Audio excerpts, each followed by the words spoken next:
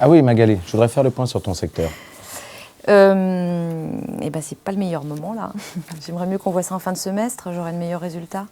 Justement, j'aimerais faire un point quand il est encore temps de réagir. Ok, je sais que le début d'année a été catastrophique, c'est pas la peine de me le rappeler, je connais les chiffres aussi bien que toi. Mais c'est bon, j'ai la situation bien en main, je vais réagir. D'accord. Et qu'est-ce que tu comptes faire? Bah, il n'y a pas 36 solutions. Il faut travailler davantage, faire plus de visites clients, de la prospection. De toute façon, le marché recule en ce moment. Alors, si je veux maintenir le chiffre, c'est à moi de compenser. C'est la seule méthode? Bah, si t'as un truc qui permet de vendre sans rien faire, ça m'intéresse, oui. Dès que je trouve, je t'appelle.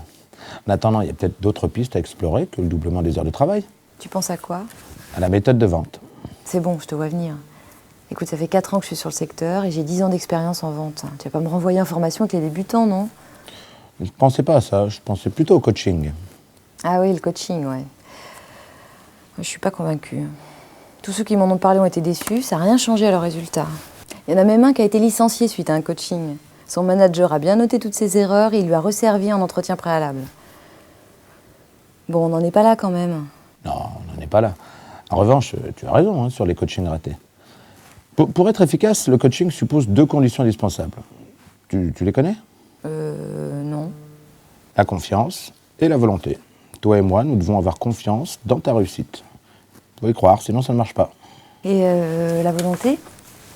C'est toi. C'est une démarche volontaire. Personne ne peut t'y obliger.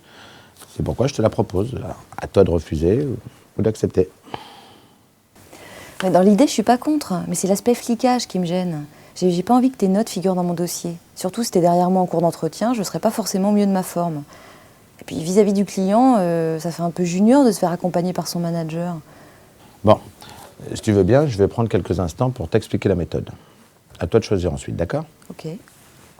Le coaching individuel, c'est comme une formation. Rien de ce qui est dit ou fait ne peut être rapporté dans ton dossier, même pas en entretien annuel. C'est une règle absolue et je ne ferai aucune synthèse et je ne prendrai aucune note. Les étapes sont très balisées. On analyse d'abord tes réussites et tes difficultés, on en déduit des axes de progrès et ensuite on décide d'ensemble d'un rendez-vous client auquel j'assiste en tant que témoin. Je ne prends volontairement pas part à la discussion. Ben, si vraiment je commence à patauger, je préférerais que tu prennes le relais. Justement, c'est tout l'intérêt du coaching. C'est de pouvoir observer les situations difficiles et trouver ensuite les solutions pour y répondre.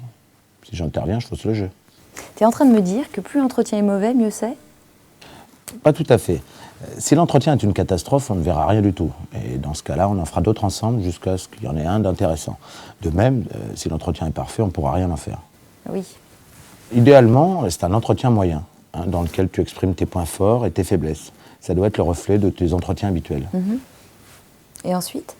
Ensuite, on analyse à chaud et on prévoit un plan d'action pour les semaines suivantes, avec une échéance et des rendez-vous intermédiaires pour faire le point et corriger le tir s'il le faut. Et exemple de plan d'action? Aucune idée. Ça, c'est à nous de l'imaginer.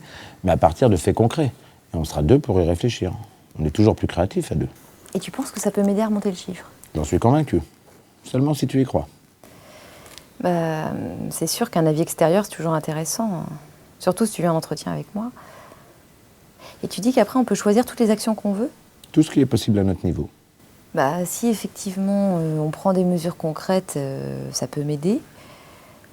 Mais en même temps, ça me rassure pas de t'emmener en clientèle. Je le sens pas trop. Qu'est-ce qui te met mal à l'aise? Mais je sais pas, c'est comme si je donnais l'impression d'être assistée ou sous surveillance. Ça jette un doute sur mes compétences. En fait, c'est un peu comme ça que je ressens les choses. Et en plus, si c'est devant le client...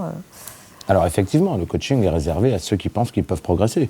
Si tu penses que tu n'as plus rien à apprendre ou que définitivement tu es incapable d'aller plus loin dans ton métier, il ne faut pas se lancer dans un accompagnement. Mais non, c'est pas ça. Tout le monde peut toujours progresser. Alors dans ce cas, c'est comme ça que tu justifieras ma présence. Ton manager t'accompagne ponctuellement pour t'aider à évoluer dans ton métier. Tu viens de le dire, on peut tous progresser. Et il faut l'accepter en toute simplicité. C'est même un signe de dynamisme que de se remettre en cause pour avancer. Et puis du côté de ton client, il y a des chances pour qu'il fasse la même chose. Oui. Et puis crois-moi, les clients sont toujours flattés qu'on fasse quelque chose de particulier pour eux. Et même si le manager n'intervient pas, sa seule présence peut aider à conclure une affaire. Ah bah si c'est ça, je suis d'accord. Bon, sérieusement, on part sur un coaching? Ok, c'est d'accord, on part comme ça. Très bien. Dans ce cas, je prends l'engagement de te consacrer davantage de temps.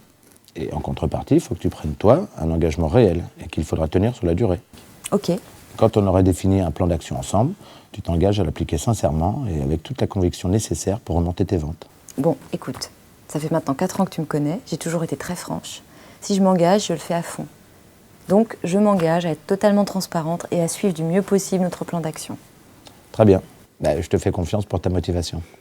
On prend rendez-vous pour l'analyse de la situation ?